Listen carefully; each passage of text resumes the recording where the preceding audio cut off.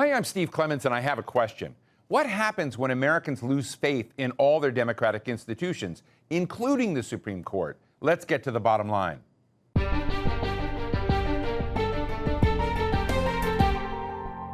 It didn't just happen overnight. For more than 10 years, Americans have been saying that they're losing faith in the people they're supposed to trust.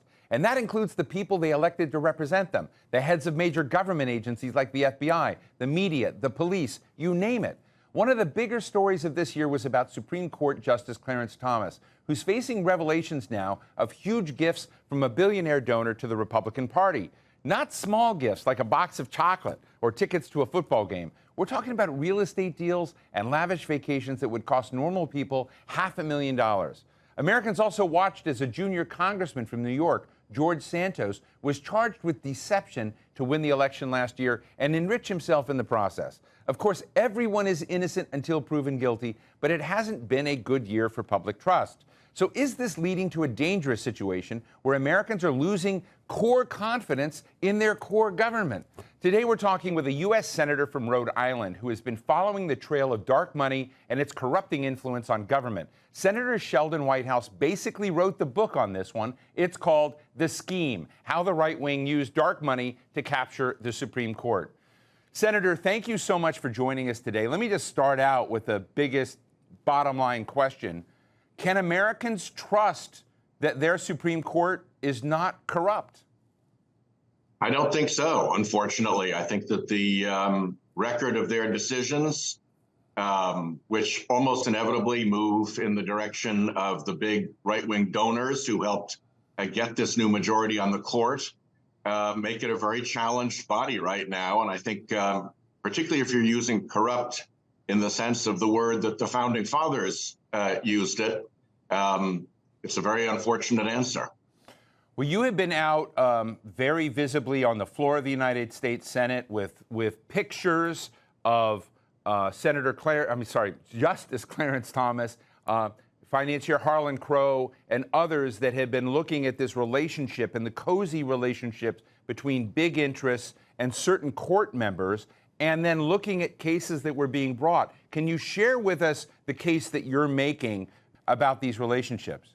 Well, I think it's going on at two levels. First, you have what everybody's looking at with some degree of horror right now, which is the extent to which this right-wing billionaire group is funding the household of Justice Thomas, his mother's rent, the young man for whom he's guardians tuition, payments directed by Leonard Leo, the right-wing operative, to his wife, and of course these rather unbelievable family vacations.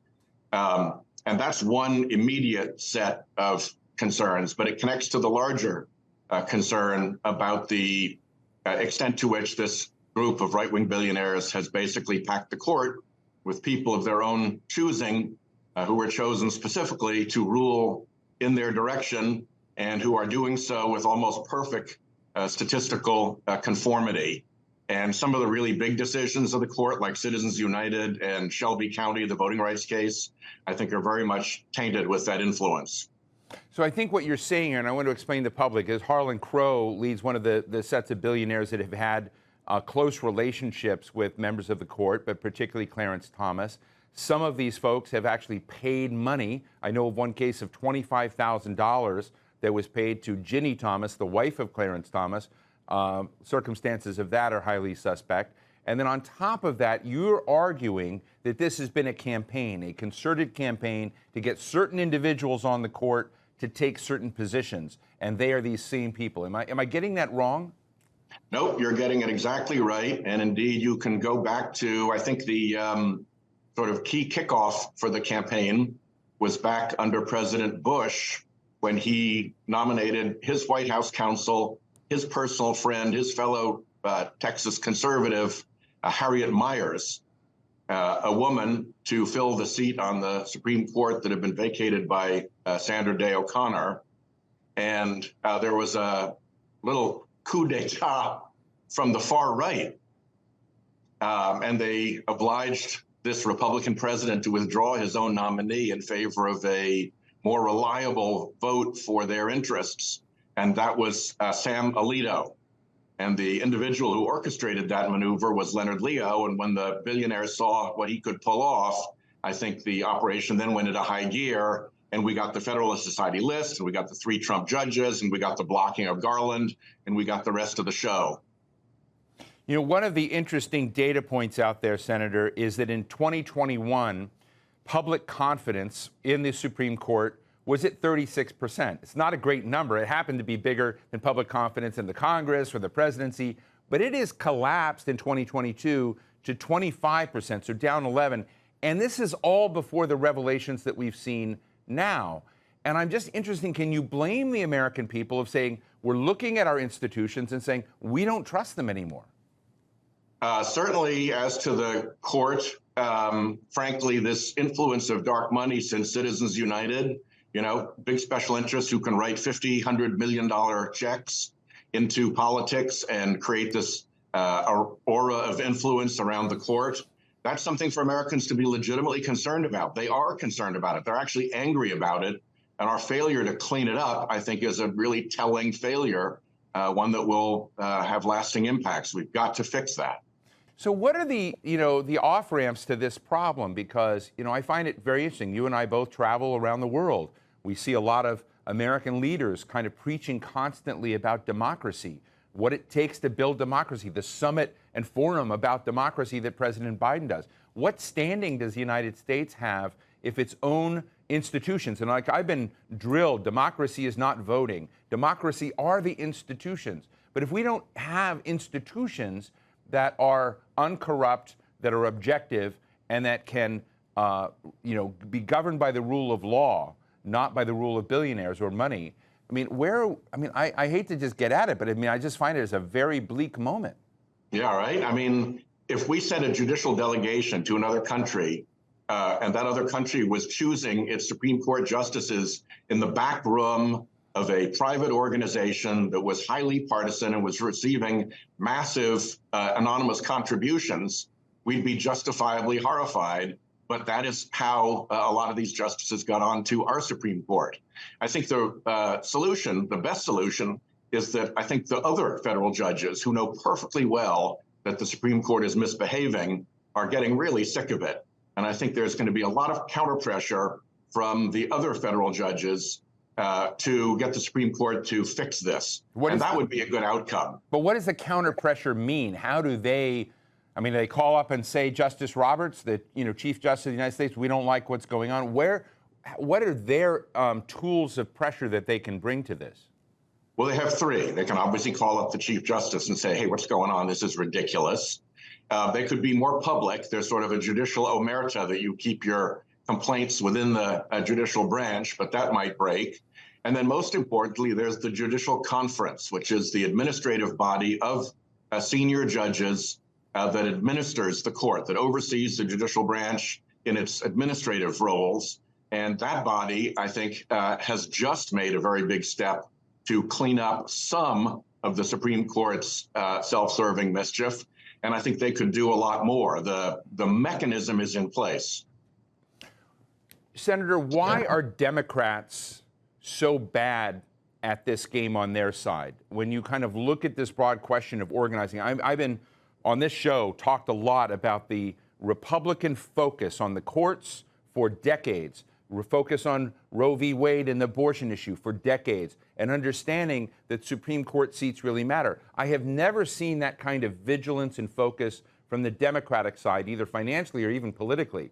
And I'm just interested at some point, did the Republicans, not only through money, but just outmaneuver the Democrats in focus? And why weren't the Democrats, more of your colleagues, more alert to this problem years ago? Well, I think if you look at the Democratic political environment, we usually engage with a lot of different groups with whom we have an affinity of one kind or another. Civil rights groups, labor unions, environmental organizations, and so forth. And they all have their own separate ideas. They have their own separate plans. They have their own key issues. I think if you look over on the Republican side, along with that big right-wing billionaire money, There's a lot of organization and planning and preparation and scripting. They think in the way that a big corporation does, years ahead, and they plan for future eventualities. They lay the foundation to be able a decade later to begin to take over the court. And we just don't think in those terms. We're much more momentary and episodic. And they have a plan, and they got the dollars to back it up. We saw revelations in the John Durham special counsel probe of the Russia-Trump connection. And it's a pretty scathing treatment of the FBI. Now, I know the FBI is not the Supreme Court, but it raises again the questions. If there's validity to John Durham's findings, that in fact the FBI used faulty information, was politicized here and there. I mean, I'm just wondering, as Americans look at this, who do not follow this like addicts every day, you know, it seems like the core of our legal system, our law enforcement system is rotten. What are your own views on the John Durham finding? And do you think that we've got to somehow have a national reset of some of these big institutions? Well, I think that the convictions that Special Counsel Mueller obtained based on his investigation and the following report of the Inspector General of the Department of Justice are more reliable than the findings of Mr. Durham, who was appointed by Trump in all the heat of this effort to discredit the FBI investigation into a Trump-Russia connection that has repeatedly been proven. So I would put that kind of with a grain of salt. And I'd look at our courts more generally and say, look, a woman who had been assaulted and defamed by a former president got her day in court and won $5 million. A company that made election machines was defamed by the biggest network in the country and went to court and got a massive judgment against it, a settlement ultimately. And the family of the children who were murdered at Sandy Hook were treated just abominably by this creepy character behind InfoWars, pretending that this was just a scheme that had been cooked up by the parents, that the kids had not actually been murdered. And that also went to an honest courtroom, and a massive judgment was obtained.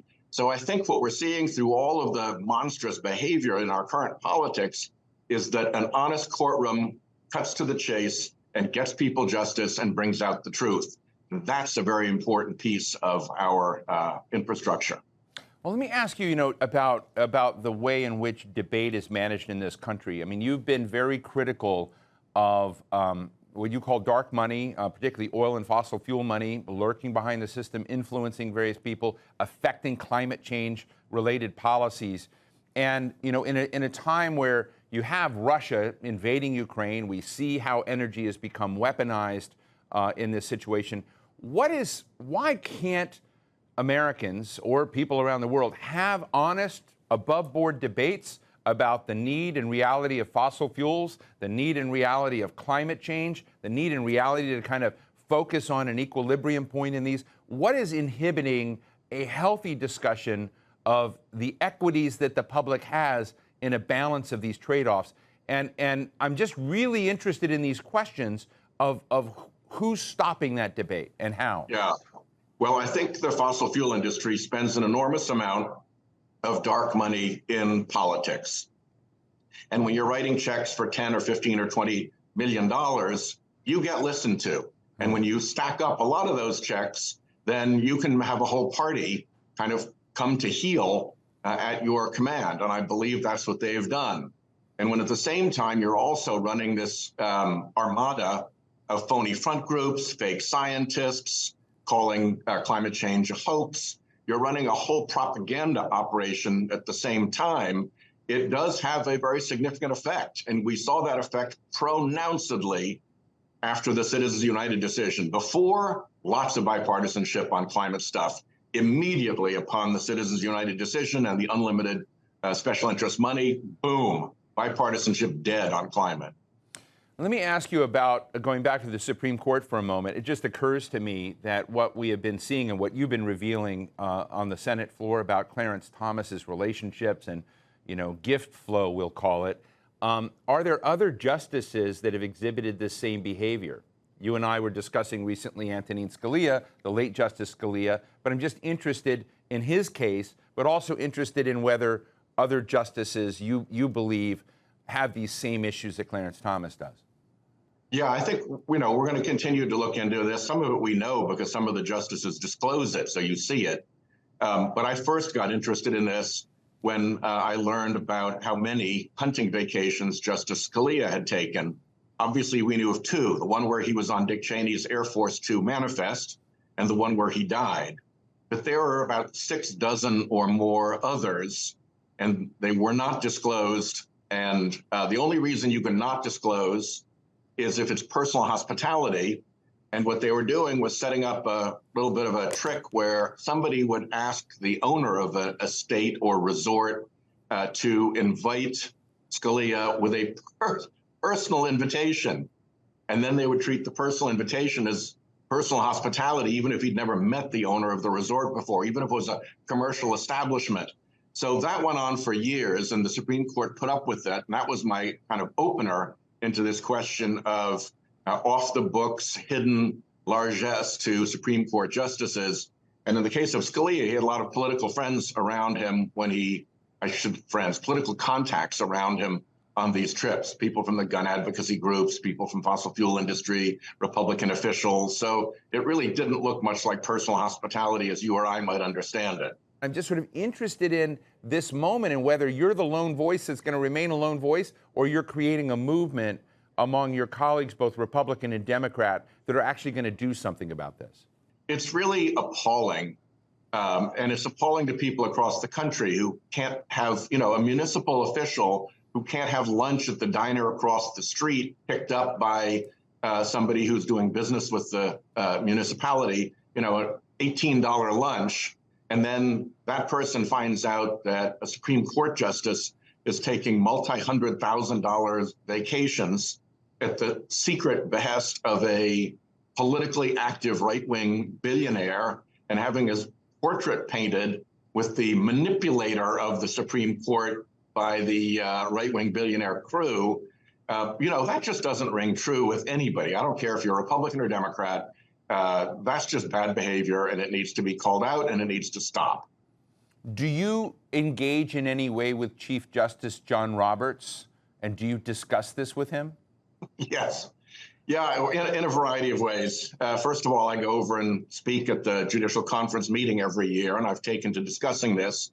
I sit right next to him, so it's a tiny bit awkward, but I think it's important, and I'm respectful in my tone and manner of delivery.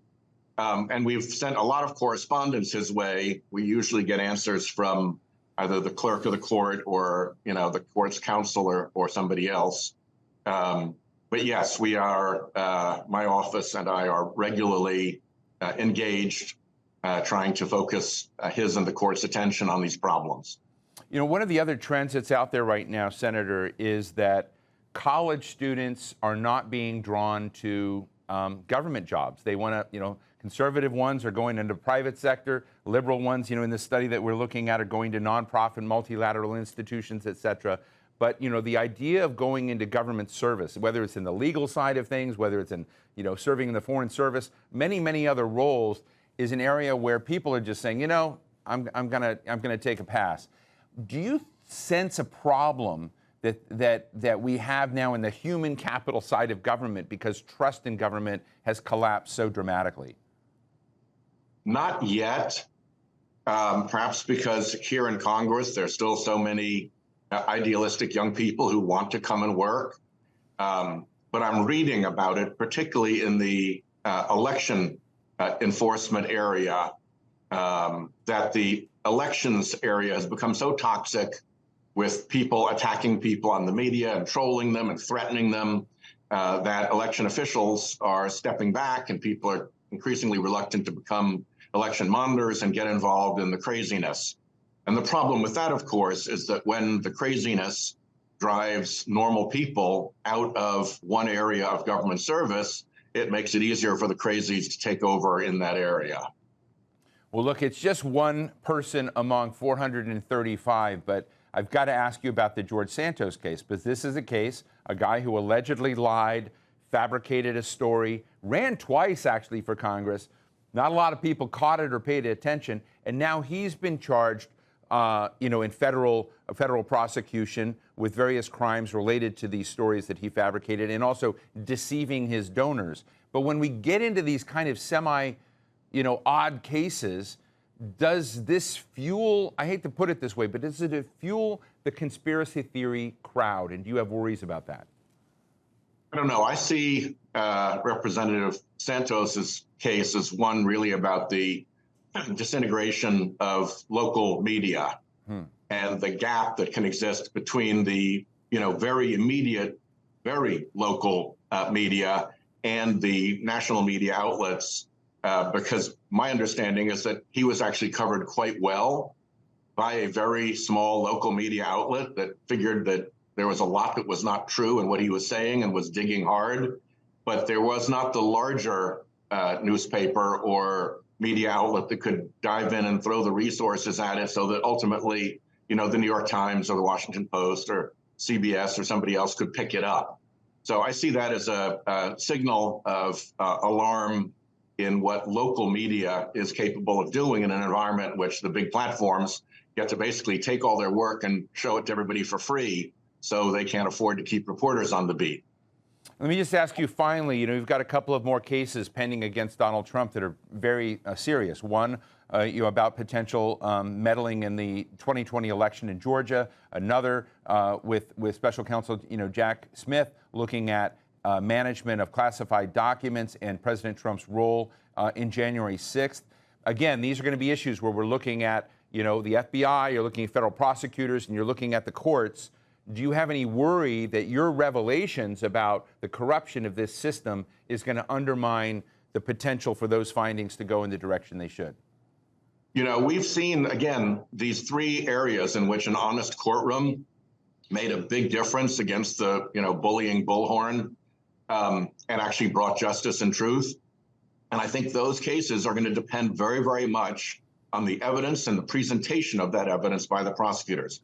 There may be a lot of skepticism going in, but if Jack Smith makes a very compelling case about the Mar-a-Lago documents, if the Department of Justice is able to pull together the threads of the false electors and the phone calls to Georgia and the guy in the Department of Justice writing the letter about Georgia and make a compelling case there beyond a reasonable doubt, I think the public is going to be willing to listen and will accept the evidence that is brought forward. Well, these are important issues, Senator, and I really appreciate your time this morning in helping our audience understand them, because they are complex and they are serious and they're not fun. So, Democratic Senator from Rhode Island, Sheldon Whitehouse, thank you so much for your candor and for joining us today. Thank you, Steve. So what's the bottom line? Corruption is as old as politics. That's just nothing new. There have always been scandals at all levels of government, but until recently, the U.S. Supreme Court was sort of unscathed. It was looked upon as the purest of the pure. But the era of judges being the best of us is now probably over. And like so many other pillars of the U.S. government these days, Americans' trust in the court's objectivity and credibility is really collapsing, and fast. The courts are openly seen as political tools. My guest, Senator Sheldon Whitehouse, is right to blow the whistle. The creeping corruption of American institutions is undermining the democratic equation in America bit by bit, and making it very hard for U.S. leaders to talk about promoting democracy when their own is in such disarray. And that's the bottom line.